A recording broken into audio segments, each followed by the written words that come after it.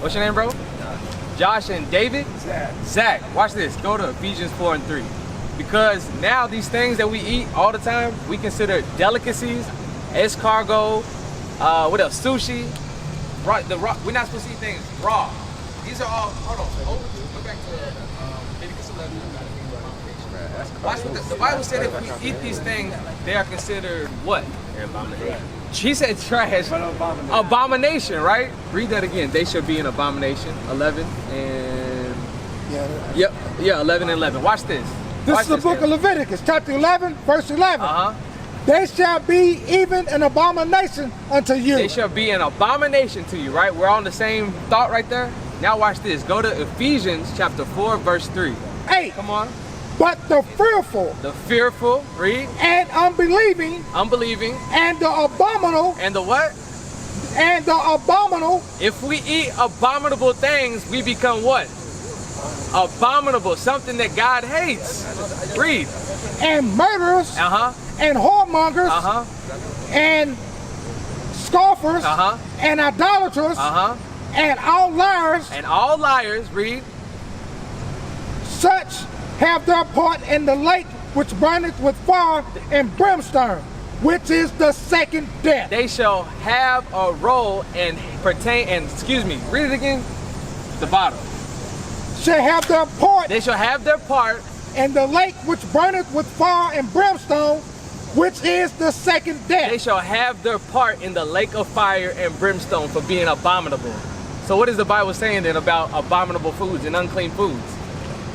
You're not gonna get into heaven for being abominable. That's how it works. So you see, what we've been taught largely, so-called African Americans or blacks, we've been given a false doctrine in slavery. We were forced to take on what is called today Christianity. Christianity is white supremacy. Guess what? When you look up the KKKs, the Ku Klux Klans, they were considered a white Christian group. How does that work out? Good job, something right there, bro. How does that work where we're still taking on the religions of our oppressors willingly? Willingly, something that was forced upon us, while I was talking to Caitlin, is now handed down generationally to generation, where we're still not keeping God's commandments. Watch this, give me Amos 3. I'm gonna show you how important this is, because I asked Caitlin a minute ago, just like any of y'all have kids, anybody have children? No children? Good. Not that I know of. Not, okay. So look, none of us have children, but if you have a child, right, and you give him your rules, say his friends come over and your child knows your rules, your guidelines for your house, but his friend breaks one of those rules. Are you gonna be mad at that other child? Or are you gonna be mad at your child? Your child. You're gonna be mad at your child because your child knows your rules, right? Watch what the Bible says, Amos 3 and 3. Yep. 3 and 3 or 3 and 2? 3 and 2. Okay. Start at 1. Okay. This is the book of Amos, chapter 3, verse 1. Hear this word that the Lord thou has spoken against you, O children of Israel. Hear this word that the Lord has spoken against who? The children of Israel. The children of Israel, right?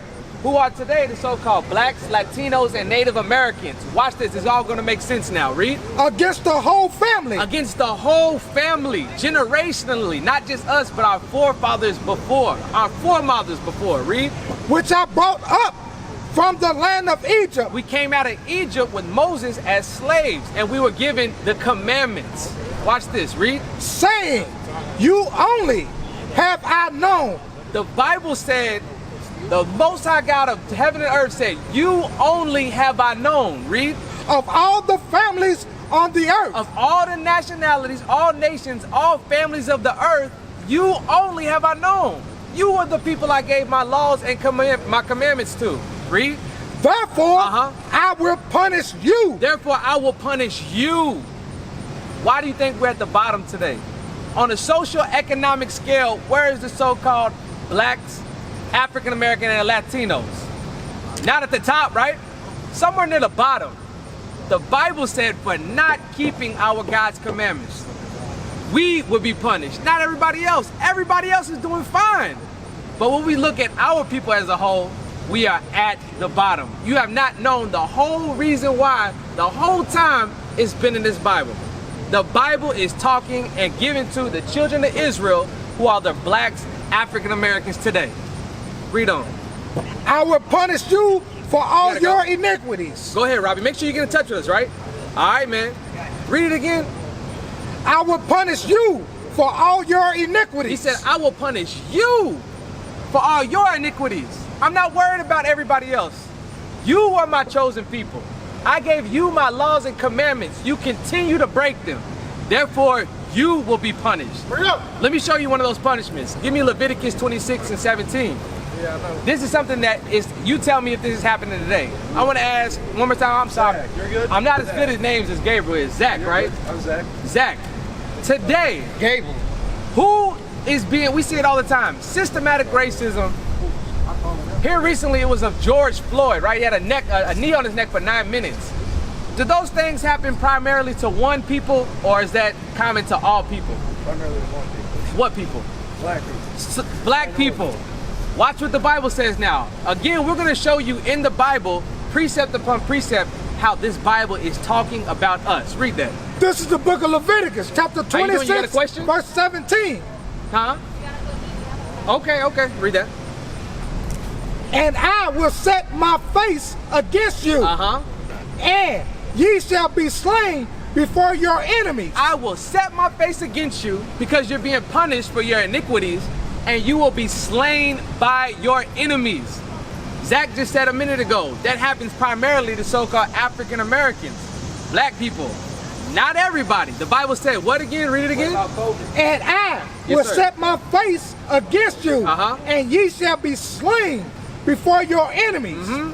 That they that hate you shall reign over you. They that hate you now reign over you. Is that not seen every day? Systematic racism, redlining, low-income housing, welfare, public school system, where they call it a prison to pipeline school system, K through 12th grade. Where- Sorry, I got a question. Come on, yeah, sure, absolutely. You were talking about all the dietary stuff. Yeah. Stuff that was abominable. Right. All right, I'm just curious though, what's your shirt made of? Shirt, Yeah, what's your shirt made of? cotton majority, why yes? Is it 100% cotton? Ah, like where you going. I know what you're saying because there's a law regarding that, right? Yeah, 100% cotton. yeah, you can't wear cloth with two different threads Okay, of watch fabric. this, watch this. Go to Deuteronomy 28, verse 49. Hey, The one of all things. I got you. 28, 40, what? 49. You can't say what? No, according to Deuteronomy. 40, yeah, read that. This is the book of Deuteronomy, chapter 28, verse 49. Uh-huh. The Lord shall bring a nation. Where's that? The one of all things. Read that. 48. Yep. Watch this. Good question, Zach. Watch this. Deuteronomy 28 and 48. Uh-huh. Therefore shall you serve thy enemies. Serve your enemies, because believe it or not, the children of Israel were supposed to be the reigning and ruling class. But it said, contrary for breaking the commandments of your God, you're not going to serve your enemies. Watch what else it says. Read. Which the Lord shall send against thee. Uh-huh. And hunger. In hunger, meaning we no longer produce food items. We no longer produce the farmlands to produce food on a large scale. We're not the farmers of large scale farmlands. This is of another nation, the nation who the Bible says we are serving. Read. And in thirst. In thirst, we don't own Aquafina, we don't own Deer Park, Fiji. These don't pertain to the so-called black man. We don't have, on a business scale, we have a few, sure there's entrepreneurs, but on Fortune 500 companies, our faces are usually not the owners of these companies. So we rely now on the people we serve for food, water, read. And in nakedness. And in nakedness, what's that talking about, Zach? Talking about clothing. It's talking about your clothing. The Bible has laws where it said the children of Israel were to wear, like he said, 100% cotton, things like that. But we don't produce, read on. And in want of all things. In want of all things, we no longer own or manufacture the textiles to be able to make our own clothes. We are in a state of captivity to this day where we rely on the people, government, other powers that be to sustain our very life because we don't sustain them and produce the things that we need to sustain life ourselves. That answer your question? Yeah, that answer. Actually, right. that's the best answer I've had to a question from anyone. I've asked that question. Yeah, great, man. No problem at all. Any questions, and anybody else have questions, feel free to ask. I see you just walked up. Go ahead. Hey, good. Get Deuteronomy 22. Deuteronomy 22 and 10. Yes, sir. That's an add to your question. Deuteronomy 22, 10. Read that. No, This- what is that? 11. You want 11? Yes, I want 11. All right, this is the book of Deuteronomy, chapter 22, verse 11. Thou shalt not wear a garment of diverse sorts, Like you said, of the mixed fabrics. Go ahead. as of woolen and linen together. So woolen, where you get wool from? Sheep. Sheep, right? Linen. Linen was made from what back then? I couldn't tell you, man. It was a mixture of wool and cotton, right? And different fabrics. So you like, dang, you can't mix that. You can't mix fabrics from animals. So back then we was getting wool from the sheep, from the ox and things of that nature. Now you have like what? Polyester. Like rayon, polyester, nylon. That stuff is made from.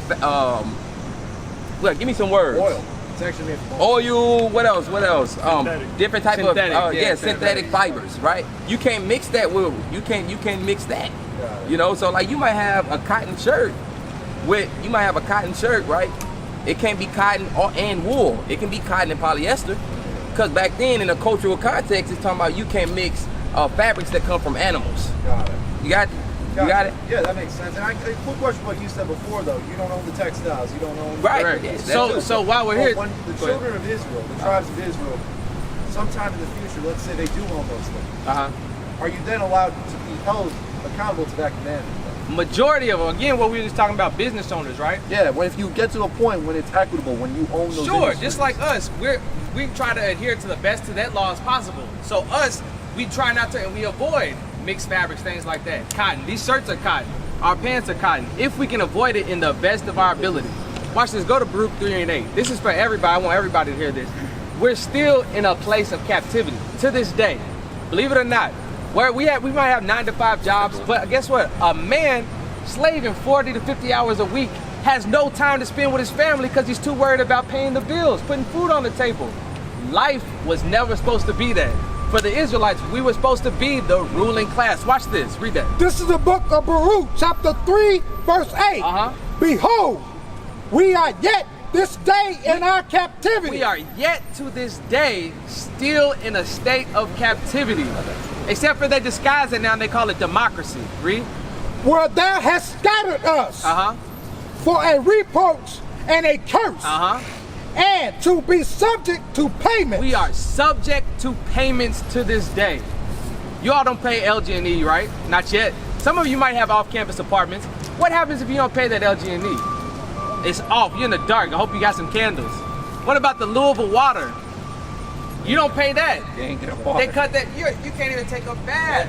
We're in Flint, Michigan. Again, what we was talking about in Deuteronomy 28:48, we're in want of our enemies of all things. So in the case of Flint, Michigan, we can't drill and tap our own underground well and supply our water.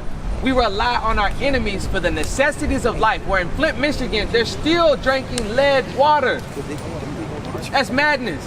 God said that these things would overcome and happen to the children of Israel.